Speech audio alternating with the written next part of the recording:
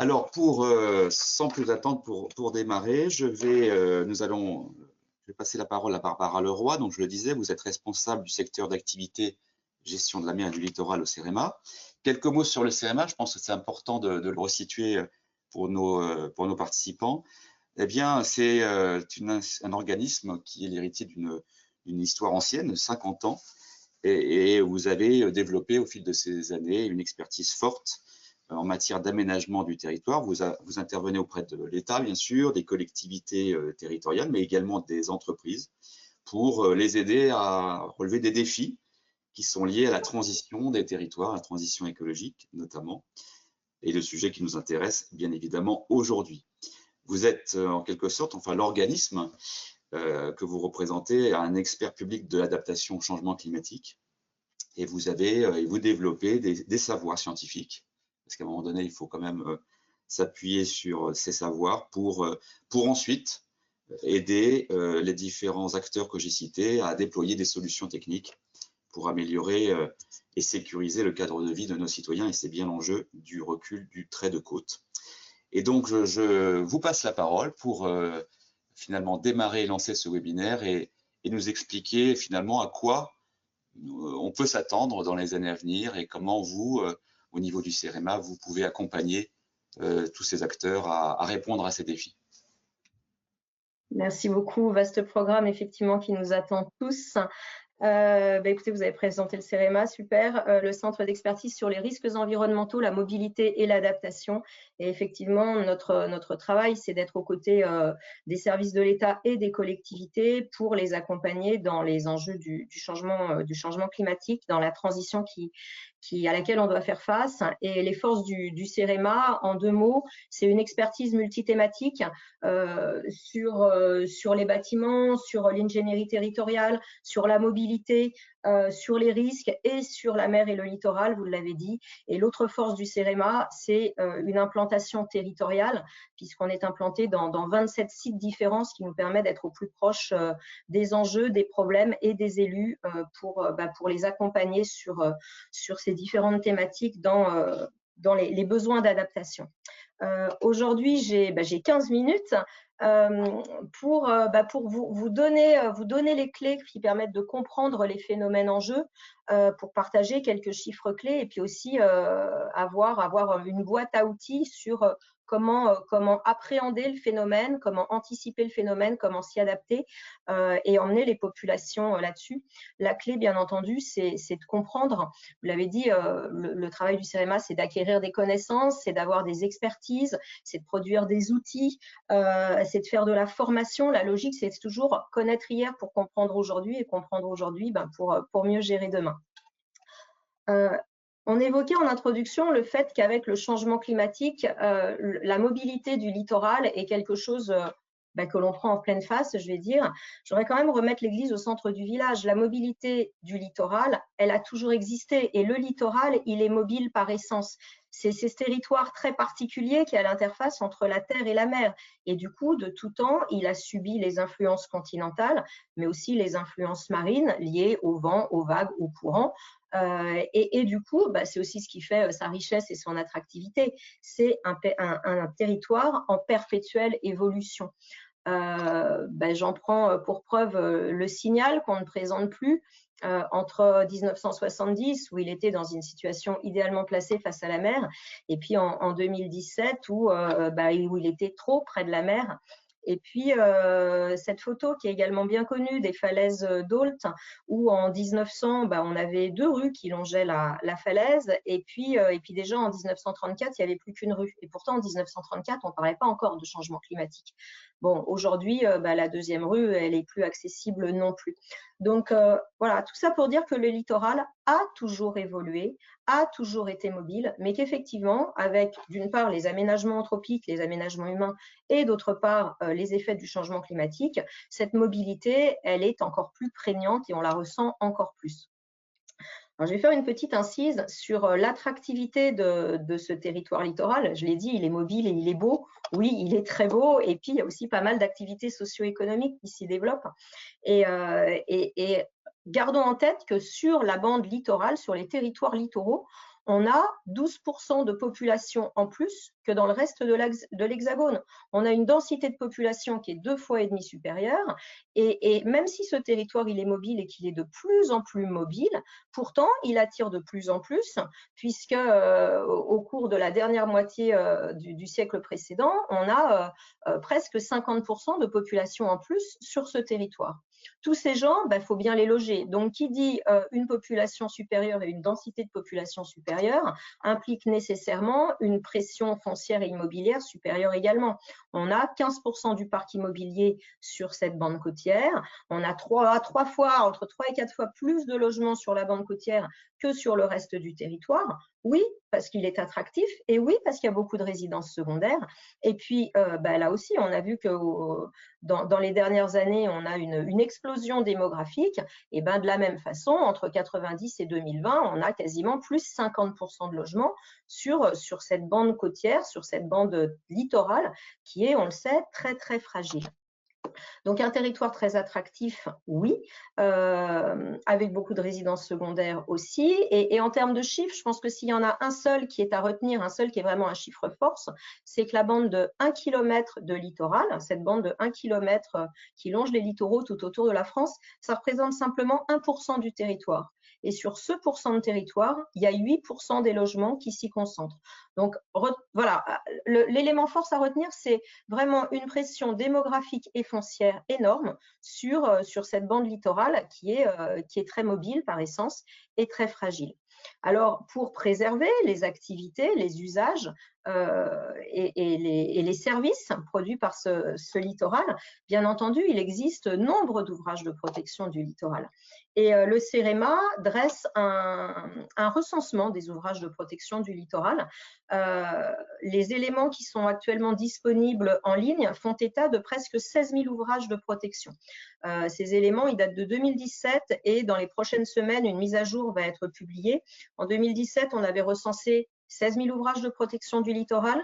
Dans quelques jours, les chiffres qu'on affichera, c'est presque 20 000 ouvrages de protection du littoral, des digues, des épis, des perrets. Bref, 30% de notre littoral est artificialisé. Et là encore, on observait une explosion démographique depuis les années 60, une explosion immobilière dans la même période. Et de manière logique, de manière corollaire, on a aussi une forte augmentation des aménagements de protection depuis les années 60. Donc, un littoral a priori très très bien protégé par nombre d'ouvrages de protection. Et pourtant, on n'a pas réussi pour autant à fixer le trait de côte. Ce trait de côte s'érode et bouge au fur et à mesure, au fil des saisons, au fil des tempêtes et au fil des évolutions naturelles. Là encore, on dispose d'un outil pour percevoir, pour quantifier cette érosion du littoral. C'est l'indice national d'érosion côtière. Le CEREMA a été mandaté il y a plusieurs années pour établir un indice qui permettait de donner à voir comment évoluait le littoral français. Et donc, cet indice national d'érosion côtière, vous pourrez le trouver en ligne sur Géolittoral. Là encore, une actualisation est prévue dans le courant de l'année 2025.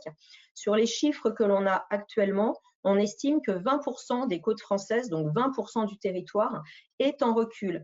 Et de manière assez logique, les côtes les plus mobiles sont celles qui sont, j'allais dire, les plus fragiles, celles qui bougent le plus avec les vagues, le vent, le courant. Les côtes sableuses, bien évidemment. Et donc, ces côtes sableuses sont en recul pour 37% d'entre elles, même si elles sont très, très bien protégées, puisqu'on a 700 km d'ouvrages de protection sur ces côtes sableuses.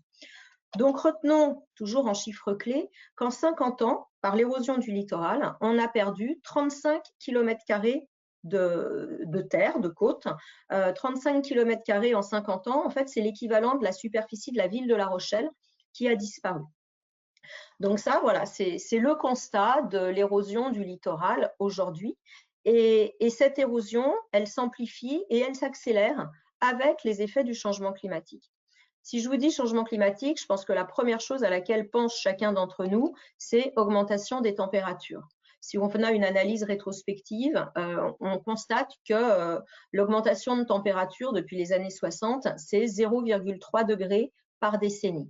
Les études scientifiques dont on dispose aujourd'hui nous permettent d'avoir des projections relativement fiables et robustes pour dire qu'en France, ce sera plus de degrés en 2030, plus de 7 en 2050 et plus 4 degrés en 2100. Quand on fait ces références plus 2, plus 4, c'est par rapport aux références de l'ère pré-industrielle. Donc, vous voyez ici le petit schéma où avant les années 1900, on avait des températures qui étaient relativement stables dans le temps.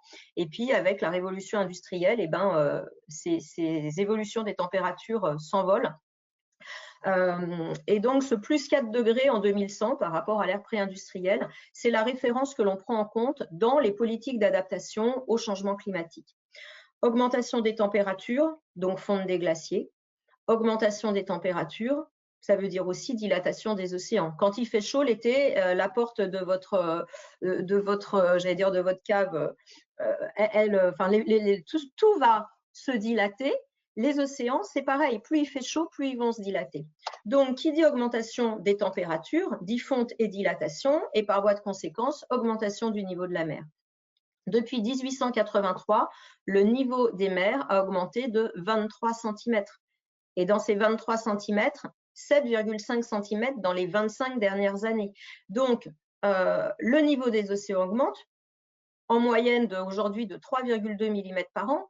Et surtout, ce niveau des océans, le rythme d'augmentation du niveau des océans augmente de plus en plus vite. Et là encore, les éléments scientifiques, les données du GIEC nous donnent à penser qu'on devra faire face à plus 30 cm en 2050 et plus 1 mètre, voire plus 2 mètres dans certaines régions du globe d'ici 2100.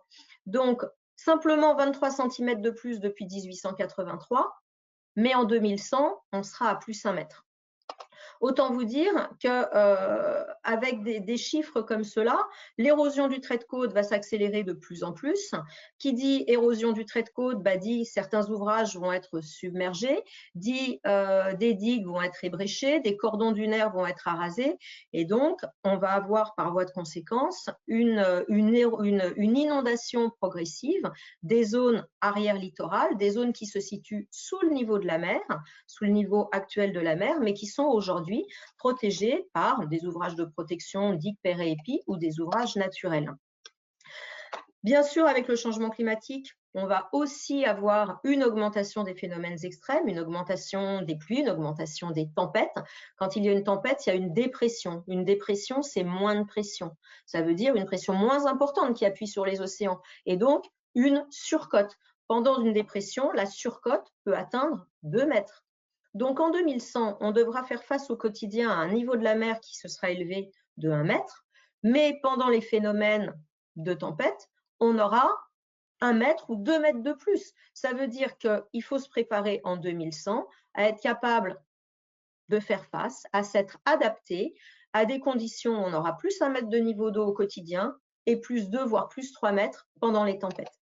Bien évidemment, notre système de protection n'est pas adapté aux conditions de demain et on ne sera pas en capacité de construire un mur de l'Atlantique qui va ceinturer l'ensemble des façades françaises de manière à se préserver du montée des océans. Donc, oui, le littoral de demain va changer et on prend comme référence 2100 parce qu'il faut avoir un objectif et des éléments qu'on est capable un petit peu d'appréhender et de quantifier à différents horizons. Mais sachons aussi que ça ne va pas s'arrêter en 2100. Si on veut se projeter dans ce que pourrait être le littoral de demain et comment il va se matérialiser, quels effets il aura sur ces enjeux forts, ces enjeux socio-économiques de la bande côtière qu'on a évoqués en première partie, le CEREMA a produit l'année dernière des études nationales pour évaluer à différentes échelles de temps les biens qui pourraient être impactés par le recul du trait de côte lié au changement climatique. C'est ces chiffres que le ministre Béchu a annoncés en avril dernier au journal de 20 heures, donc des chiffres chocs pour dire, voilà, en 2100, on pourra avoir 500 000 logements qui auraient les pieds dans l'eau. Ces chiffres, ils sont donc issus des études CEREMA, des études à 3 échelles de temps, une première échelle à l'horizon 5 ans, où en fin de compte, c'est le plus difficile à prévoir parce qu'à 5 ans, ce qui bouge, c'est lié aux phénomènes extrêmes, à une grosse tempête, à un gros coup de vent. Mais on n'est pas capable d'avoir la tendance de l'évolution chronique des changements climatiques.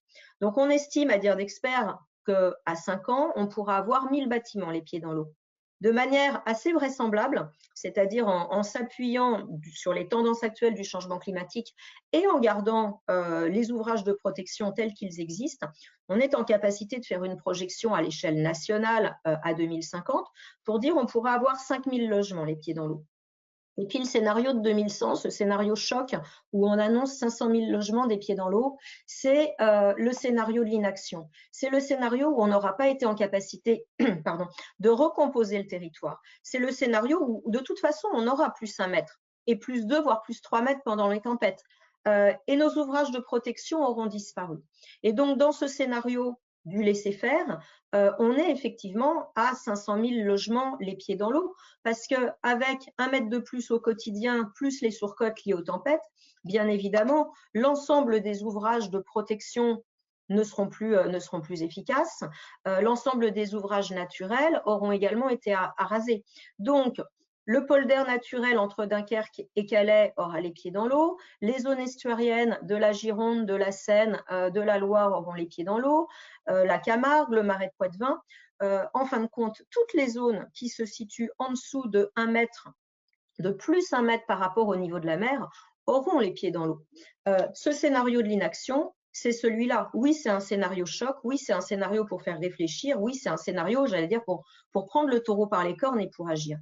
Donc, dans ce scénario de l'inaction, où toutes les zones qui se situent à moins de plus 1 mètre par rapport au niveau de la mer se retrouvent sous l'eau, et dans cette perspective, c'est jusqu'à 10 000 km² de territoire qui a les pieds dans l'eau. Donc, je remets en perspective ce qu'on connaît sur les 50 dernières années avec 35 km de territoire perdu. Dans la projection 2100, où on n'a pas relocalisé, recomposé le territoire et où les ouvrages de protection ne sont plus opérants, c'est 10 000 km² qui vont disparaître. Pour agir, il y a des outils maintenant pour agir sur ce phénomène. Eh bien, c'est parfait. Il y a les ouvrages, gérer les inondations, c'est quelque chose qu'on sait bien faire, ou en tout cas, c'est une boîte à outils qui est bien fournie de longue date. En revanche, travailler sur l'érosion du littoral, c'est quelque chose qui n'était pas encore opérant. Et c'est la loi climat et résilience, vous l'avez dit tout à l'heure, qui permet cette nouvelle entrée en matière. Donc cette loi climat et résilience, elle donne différents outils, d'où les cartes locales d'exposition au recul du trait de côte, ces cartes qui permettent d'évaluer les biens concernés par le recul du trait de côte aux horizons de 30 et 100 ans. Les projections du CEREMA à l'échelle nationale, elles ne sont pas zoomables, elles sont là pour donner des éléments macro. Donc il est important que les élus s'emparent de ces élus, déclinent les cartes locales pour disposer d'outils territoriaux qui leur permettront d'éclairer leur stratégie de recomposition du territoire. Ces cartes locales, elles sont obligatoires pour les communes annexées au décret liste. C'est un véritable outil d'aide à la décision et une fois qu'on en dispose, elles doivent être annexées aux documents d'urbanisme. Aujourd'hui, où en est-on? La dernière révision du décret liste faisait état de 317 communes annexées au décret. Ces communes, elles sont annexées au décret de manière volontaire. Et à ce jour, on a presque 200 communes qui se sont lancées dans la démarche. Les graphes de droite sont intéressants parce qu'ils permettent de voir par région le nombre de communes qui est engagé dans la démarche. Mais le graphe totalement à droite est le plus intéressant puisqu'on a voulu objectiver ces données en ayant une vision du pourcentage de territoire qui va être couvert par des cartes locales. Et si on regarde par exemple ce qui se passe pour la Martinique, on a moins de 20% des communes qui sont concernées par une carte locale. Et une fois qu'elles auront réalisé leur carte, ça permettra de couvrir plus de 60% du linéaire côtier. Vous dire aussi qu'il va y avoir une actualisation de cette liste qui est prévue à l'automne et que pour l'heure, il y aurait 19 collectivités supplémentaires. Moi, j'ai envie de dire, les cartes locales, c'est vraiment le bon outil pour agir parce que c'est ce qui va permettre à l'élu d'éclairer ses décisions pour recomposer son territoire demain. Le bon périmètre pour faire ces cartes, ce n'est pas celui de la commune. C'est avoir un périmètre élargi pour appréhender les bons processus. Et puis le bon timing, voilà, c'est se lancer tout de suite de manière à avoir le temps d'anticiper. Mais bien entendu, les stratégies d'adaptation, elles devront se déployer sur un temps long qui est largement supérieur au temps du mandat. Vous dire aussi qu'adapter le territoire, c'est une nécessité face à la réalité du changement climatique, d'adapter les territoires côtiers, mais que les stratégies d'adaptation, c'est déjà énorme d'adapter, de faire une stratégie de gestion du trait de côte, mais en fait, ça doit s'intégrer dans une réflexion beaucoup plus large d'une stratégie de territoire. Et un des enjeux sera d'être en capacité de faire de l'obligation de relocalisation une opportunité de recomposition durable des territoires qui se mettra en place dans le temps. Oui, on va changer des activités, on va changer des bâtiments, mais on va aussi repenser les mobilités. On va avoir des bâtiments qui seront éco-conçus, qui seront moins énergivores. On pensera ce nouveau territoire en réutilisant, avec une bonne valorisation des ressources, en réutilisant les eaux usées traitées, par exemple, en recomposant des espaces de biodiversité. Donc l'enjeu, c'est oui, d'enclencher les démarches d'aide à la décision pour éclairer les stratégies de gestion du trait de côte qui s'intégreront au fur et à mesure. Ce sera une des briques pour aller dans la recomposition spatiale des territoires. Pour tout ça, il faut vraiment conclure, Madame Leroy, s'il vous plaît. Eh ben, c'est la dernière. C'est lancer les études, c'est se donner les moyens de comprendre, d'éclairer, c'est de partager les informations avec la population, parce que bien entendu, le territoire de demain, ben, c'est un territoire qui doit faire sens et qui doit être accepté et donc concerté. Je me suis permis de vous mettre dans une boîte à outils pas mal de liens sur les données disponibles. Je vous remercie de votre attention et je suis désolée d'avoir un peu explosé le timing.